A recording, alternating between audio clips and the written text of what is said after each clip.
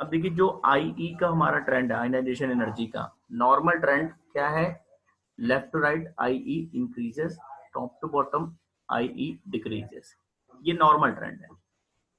कोई भी अगर एक्सेप्शन इसमें आता है, एक्सेप्शन का मतलब जैसे हम यहाँ पर बात करें तो हम बार बार कह रहे हैं कि टॉप लेफ्ट टू राइट के मूवमेंट में आई बढ़ रहा है, इसका मतलब ये हुआ कि अगर ये एलिमेंट ए है और इसके राइट में कोई एलिमेंट बी है, पीरियोडिक टेबल में इसकी पोजीशन बी की ए के राइट में है, बी ए के राइट में है, तो हम लेफ्ट टू राइट ही तो जा रहे हैं इसका मतलब, ठीक है ना। तो नॉर्मल ट्रेंड के अकॉर्डिंग किसका आई ज्यादा होना चाहिए फिर,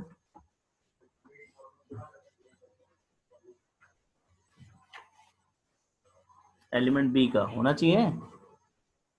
यस सर, और एक बार रिपीट कर दीजिए प्लीज। फिर से मैं बोल रहा हूँ, हमने ये कहा कि जो आई का नॉर्मल ट्रेंड है आयनाइजेशन एनर्जी का, वो लेफ्ट टू राइट में क्या है, इंक्रीज का है ना। Yes sir. हमारे पास पीरियोडिक यस टेबल सर। में टू एलिमेंट्स हैं ए और बी, और पीरियोडिक टेबल में बी की पोजीशन ए के राइट में है, तो इसका मतलब ए से बी अगर हम जाएंगे तो लेफ्ट टू राइट ही तो मूवमेंट हुआ। Yes sir. तो नॉर्मल ट्रेंड के अकॉर्डिंग, क्योंकि नॉर्मल ट्रेंड में आई बढ़ रहा है लेफ्ट टू राइट, तो किसका आई ज्यादा होना चाहिए, बी का। बी। और अगर मान लीजिए बी का कम है तो ये एक्सेप्शन ही तो हुआ, यस सर। ठीक है ना, यस इसी सर। को तो एक्सेप्शन बोलेंगे। Yes sir. ऐसे ही मान लीजिए आई यहाँ पर डिक्रीज कर रहा है टॉप टू बॉटम के ट्रेंड में, और अब मान लीजिए टू एलिमेंट है आपके पास ए और बी, और पीरियोडिक टेबल में पोजीशन ये है कि बी ए के नीचे आता है, मतलब ये टॉप टू बॉटम मूवमेंट हुआ। Yes sir. तो नॉर्मल ट्रेंड के हिसाब से तो बी का आई यहाँ कम होना चाहिए, यस सर। और अगर मान लीजिए वो ए से कहीं पर ज्यादा है तो इसका मतलब वहां पर एक्सेप्शन है। Yes sir. तो यही एक्सेप्शन हमें समझने हैं कि क्या पीरियोडिक टेबल में हर जगह नॉर्मल ट्रेंड फॉलो हो रहा है आई का, या कहीं कोई एक्सेप्शन है। तो देखिए दो जगह एक्सेप्शन है लेफ्ट टू राइट मूवमेंट में। मैं जरा यहाँ पर पीरियोडिक टेबल लेके आ रहा हूँ, पीरियोडिक टेबल को जरा हम देखते हैं तो उससे और क्लियर हो जाएगा। तो ये पीरियोडिक टेबल आपके साथ मैं शेयर कर रहा हूँ जो पहले मैंने पढ़ाया था यहाँ पे, उसमें देखकर आपको और क्लियर होगा। ये है आपका पीरियोडिक टेबल, ठीक है। अब एक्सेप्शन देखिए कहाँ पर है, दो जगह एक्सेप्शन है आयनाइजेशन एनर्जी के ट्रेंड में। पहला एक्सेप्शन है यहाँ पर बेरिलियम और बोरॉन के बीच में, बेरिलियम ये है, ये बोरॉन है। अब बताओ राइट कौन है, बोरॉन। बोरॉन। यानी जब हम बेरिलियम से बोरॉन में मूव कर रहे हैं तो इसका मतलब हम लेफ्ट टू राइट जा रहे हैं। Yes sir. नॉर्मल ट्रेंड के अकॉर्डिंग किसका आई ज्यादा होना चाहिए, बोरॉन का। बोरॉन का। यही एक्सेप्शन है कि बेरिलियम का ज्यादा होता है। तो पहला एक्सेप्शन क्लियर हुआ कहां पर है, बेरिलियम और यस बोरॉन में। सर। इस पेयर में, यस बेरिलियम सर। और बोरॉन के पेयर में बेरिलियम का आई ज्यादा है, जबकि बेरिलियम लेफ्ट एलिमेंट है, बोरॉन राइट एलिमेंट है, ठीक है ना। Yes sir. राइट साइड वाले यस सर। नॉर्मल ट्रेंड का, तो ये एक्सेप्शन ध्यान रखिएगा, पूछा जाता है। बेरिलियम और बोरॉन का एक्सेप्शनल केस है, बेरिलियम लेफ्ट एलिमेंट है, बोरॉन राइट एलिमेंट है। हम लेफ्ट से राइट जा रहे हैं फिर भी आयनाइजेशन एनर्जी बढ़ने की बजाय कम हो रहा है, बोरॉन का कम है, बेरिलियम का ज्यादा है, ठीक है। रीजन पे ओके। क्लियर आ रहा है। ऐसे ही दूसरा एक्सेप्शन आपको यहां पर मिलेगा, नाइट्रोजन और ऑक्सीजन। ऑक्सीजन। राइट कौन है,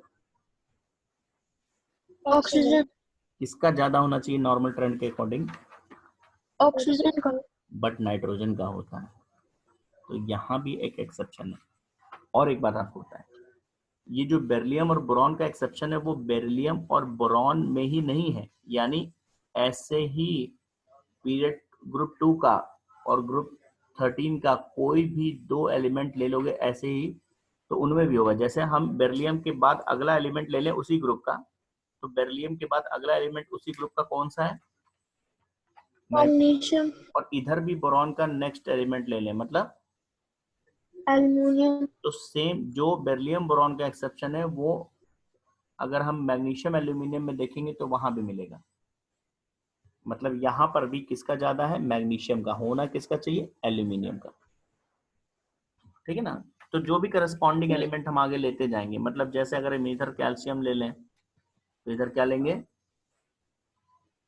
गैलियम। ठीक है ना, समझ में आई बात नहीं? Yes yes sir. ओवरऑल हमारे कहने का मतलब है कि ग्रुप 2 का आईई ग्रुप 13 से कम है, जबकि ग्रुप 2 लेफ्ट साइड में है। ठीक है ना, तो उसके कोई भी दो एलिमेंट आप कंपेयर कर लीजिएगा। बेरिलियम बोरॉन ज्यादा पूछा जाता है, मैग्नीशियम एल्यूमिनियम में भी वही केस है। ऐसे ही नाइट्रोजन ऑक्सीजन कहने का मतलब हमारा बेसिकली ये है कि ग्रुप 15 का आईई 16 से ज्यादा होता है, इसका ज्यादा है ग्रुप 15 का, जबकि लेफ्ट एलिमेंट है वो। तो वो चाहे नाइट्रोजन ऑक्सीजन की बात करो, चाहे इनके अदर एलिमेंट्स यानी फॉस्फोरस और सल्फर में भी ये एक्सेप्शन काम करेगा। ठीक है ना, फॉस्फोरस और सल्फर में भी हम बात करेंगे तो किसका होना किसका ज्यादा चाहिए, सल्फर का। लेकिन होता फॉस्फोरस का है। तो ओके एक्सेप्शन, सर। तो ये समझ में आया एक्सेप्शन। Yes sir. और देखिए एक्सेप्शन ज्यादा इंपॉर्टेंट होते हैं क्वेश्चंस में नॉर्मल ट्रेंड की बजाय, है ना, क्योंकि एक्सेप्शन का आंसर अगर किसी ने सही दिया है तो इट मींस कि उसको नॉर्मल ट्रेंड मालूम है। अगर आपको नॉर्मल ट्रेंड नहीं मालूम है तो कैसे मालूम कि ये एक्सेप्शन है? ठीक है ना, यस सर। भाई हमको ये मालूम है कि यहाँ एक्सेप्शन है, तो इसका मतलब हमें नॉर्मल ट्रेंड मालूम होगा, तभी तो मालूम है कि ये एक्सेप्शन है। Yes sir. तो एक्सेप्शनल क्वेश्चन ज्यादा इंपॉर्टेंट होता है। तो अब यहाँ पर फिर से आ जाते हैं जरा, ये पूरा हमने जो आई पढ़ा है, अब यहाँ पर देखिए नोट में ये एक्सेप्शंस यहाँ दिए हुए हैं जो मैंने आपको वहां समझाया। ये एक्सेप्शंस यहाँ पर दिए, कहाँ कहाँ एक्सेप्शन है फिर देखिए। आयनाइजेशन एनर्जी ऑफ बोरॉन जो बेरिलियम के राइट में आता है is lesser than that of beryllium, पहला एक्सेप्शन। बोरॉन का आईई कम है जबकि वो बेरिलियम के राइट एलिमेंट है।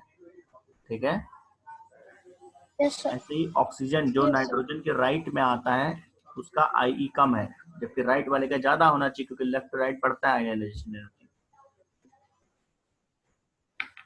तो ये दो एक्सेप्शन बिल्कुल रट लीजिएगा, याद कर लीजिएगा। ठीक है, और मैंने आपसे क्या कहा कि बोरॉन की जगह अगर हम यहाँ एल्यूमिनियम कर दें और बेरिलियम की जगह उसी ग्रुप का नेक्स्ट मेंबर यानी मैग्नीशियम ले लें तब भी ये ओके है। ठीक है, यस सर। यस ऐसे सर। हम ऑक्सीजन की जगह सल्फर ले लें नेक्स्ट मेंबर उस ग्रुप का, और नाइट्रोजन की जगह फॉस्फोरस ले लें तो भी ये वही एक्सेप्शनल केस होगा। तो ये बात समझ में आ गई। अब यस यहाँ सर। पर टॉपिक है सक्सेसिव आयनाइजेशन एनर्जी का, IE1, IE2, IE3, है ना, इसको सक्सेसिव आयनाइजेशन एनर्जी कहते हैं। ये क्या चीज होता है? जैसे आपने किसी एलिमेंट से पहला इलेक्ट्रॉन हटाया वैलेंस शेल से, फर्स्ट इलेक्ट्रॉन, तो फर्स्ट इलेक्ट्रॉन को रिमूव करने में जो एनर्जी यूज होगी वो है IE1 यानी आयनाइजेशन एनर्जी 1। एक इलेक्ट्रॉन हटाने के बाद अब आप चाहते हैं कि हम एक इलेक्ट्रॉन और रिमूव कर दें एटम से, तो मतलब आप सेकंड इलेक्ट्रॉन अब रिमूव करने जा रहे हैं, है ना। उसके यस सर। रिमूवल में जो एनर्जी यूज होगी दैट इज IE2 यानी ionisation energy second. Third electron फिर उसके बाद जब आप रिमूव करने जाओगे तो उसमें जो एनर्जी होगी उसको बोलेंगे IE3 यानी ionisation energy third, and so on. Clear? Yes इसको सर। सक्सेसिव आयनाइजेशन कहते हैं, वन बाय वन एक एक करके हटाते जा रहे हैं। तो सक्सेसिव आयनाइजेशन एनर्जी के केस में आयनाइजेशन एनर्जी की वैल्यू हमेशा बढ़ती जाएगी, मतलब जितना IE1 होगा, पहले इलेक्ट्रॉन को रिमूव करने में जितनी एनर्जी खर्च हुई है डेफिनेटली उससे ज्यादा एनर्जी लगेगी सेकंड इलेक्ट्रॉन के रिमूवल में, और उससे ज्यादा एनर्जी ऑलवेज यूज होगी थर्ड आयनाइजेशन के एनर्जी के रिमूवल में, यानी IE3 की वैल्यू IE2 से ज्यादा होगी, IE2 IE1 से ज्यादा होगी, एंड सो ऑन। ऐसा क्यों?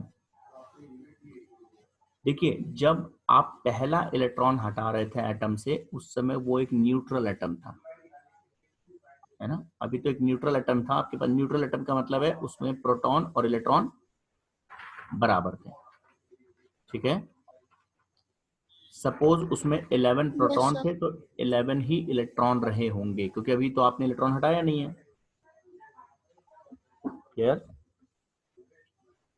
Yes sir. तो हम एक एग्जांपल देते हैं 11 प्रोटॉन का।